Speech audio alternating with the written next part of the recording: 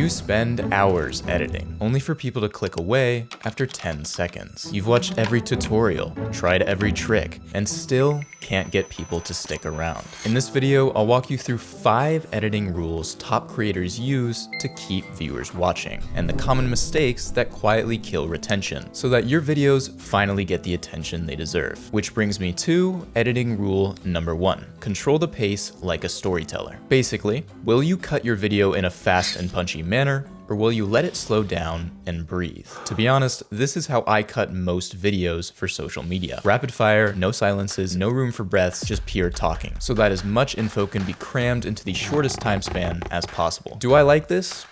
No, not really. Is it effective?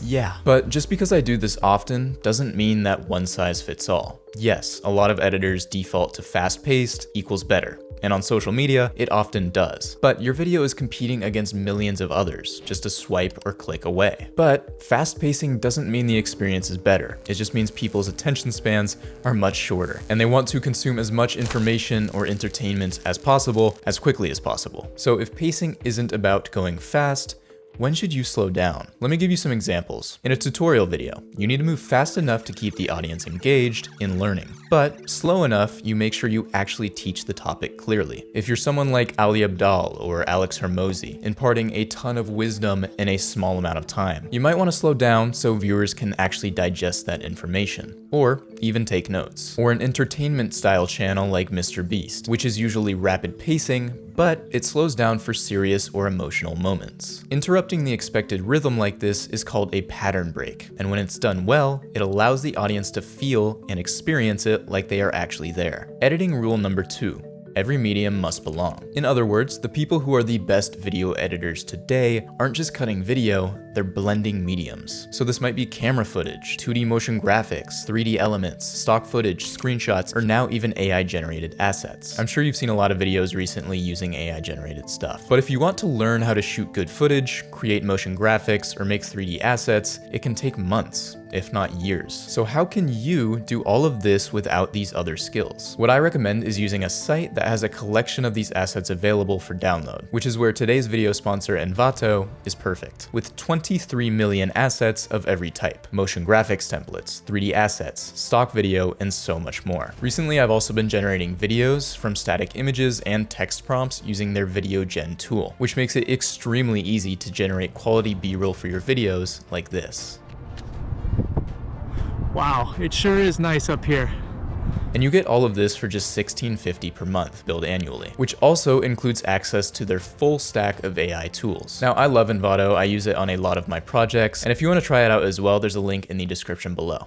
Now, this is great, but randomly throwing together a ton of different assets isn't skillful editing. The best video editors make every asset feel like it belongs in the scene. Some ways to do this are by matching the colors or the lighting, or maybe you add motion tracking to the scene so that elements live inside of the shot rather than just sitting on top as a basic overlay. Basically, you want to think of this blend like a good dish. You combine a ton of great ingredients, but they still need to be seasoned and plated so that it feels intentional. Which brings me to editing rule number 3. Make every frame beautiful. Now, this is easier said than done. But if you pause your video at any point, the frame should look good. Like you intentionally spent at least an hour making it look good, even if it took you a couple minutes. For example, this scene that I'm in. I know it might not be beautiful like we're aiming for, but it's just a little corner of a room. And what went into making it look like this is actually a lot more than you might think. But the same applies for your editing. If you're setting up a scene using motion graphics, you want to make sure the typography choices look good with the colors that match the background and it all looks like one cohesive scene. And it all just looks good. And you want to do this because viewers are subconsciously judging the visual quality at all times. That's why top video editors think like designers, not just people who cut clips together. So to help you out with this, here's a mini lesson on 8 design principles to think about when creating your frames. First is alignment, which is basically just positioning your elements so that their edges or their centers line up. This creates order and visual connection. Then we got hierarchy, arranging elements so the most important ones stand out first, guiding the viewer's eye. Contrast is using differences in color, size, shape, or style to make elements stand out from each other. Repetition is exactly what it sounds like, just reusing visual elements like colors, fonts, or shapes to create consistency and unity. Proximity is grouping related elements close together so they're perceived as connected. Balance is simply distributing visual weight evenly. Color has a lot more meaning than you might think it does. You can choose and combine hues to set moods, create harmony, and draw attention. Emphasis makes a specific element the focal point, so it captures attention first. And these design principles don't just apply to motion graphics. For example, on this shot right here, I use contrasting colors like the yellow background and this white shirt with the button up over it to create contrast. There's also a tiny bit of a blur on the background, and there's a light shining on my head to make me pop from the background. And if the shot is uneven at all, we can just crop to add balance to the composition. Now, good design is your base, but once you feel comfortable with that, you can bring it to life with motion. Which brings me to editing rule number 4, motion design should serve a purpose. Whenever you use motion graphics, it isn't a decoration, it's a tool. I see so many people, especially new editors, want to learn a specific animation style. Like for example, so many people seem to want to recreate the Imangazi style. And that's great, but so many people just want to make these animations because they look cool, not because it actually progresses the story. So every animation you add should do one of two things: make an idea easier to understand, or make the story more engaging. So let's take an example here. If you're explaining the layers of the earth, don't just talk about them. Reveal each one visually as you describe it. If you're breaking down complex ideas, turn it into a simple animated chart so people get it instantly. And for storytelling, let your visuals set the tone. Use kinetic type for high energy. Use transitions to bridge moments naturally, replacing awkward cuts with something that keeps the flow. Cool looking animations are fine, but if they don't clarify or enhance the story, they're just noise. But everything I've covered up until this point is almost useless without editing rule number 5. Sound design is the glue. Even the best paced edit with perfect motion design will fall flat if the audio doesn't match its energy. I mean, let's say I cut the music and my audio sounded more like this. Would you really want to keep watching? I certainly wouldn't, but maybe I'm too picky.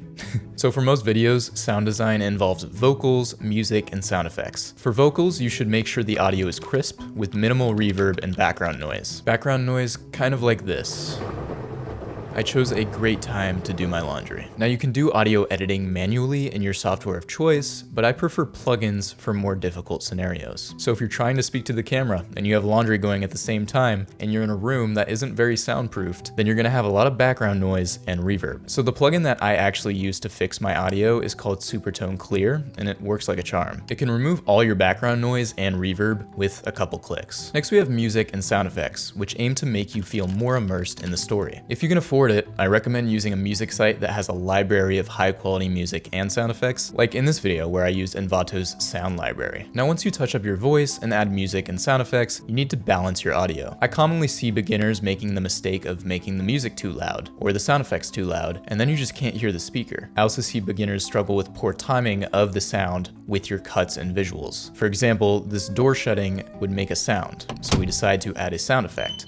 But if we don't line up the sound effect correctly or change the speed of it to match the visual, then it will feel off, and it takes the viewer out of their viewing flow state. Now, once you master these basics of sound, you should also layer different sounds to try and make your scene even more immersive. Viewers might forgive bad visuals, but they will instantly click away from bad audio. Now, if you want to dive deeper into video editing and actually get feedback on your work, you should check out my editing community, Editor Kickstart. We already have quite a few members, and we've got editing courses, resources, and community calls, so I'll drop the link below if you want to join us there. And if you want to see how I would learn video editing if I had to start all over again, you might want to watch this video right here.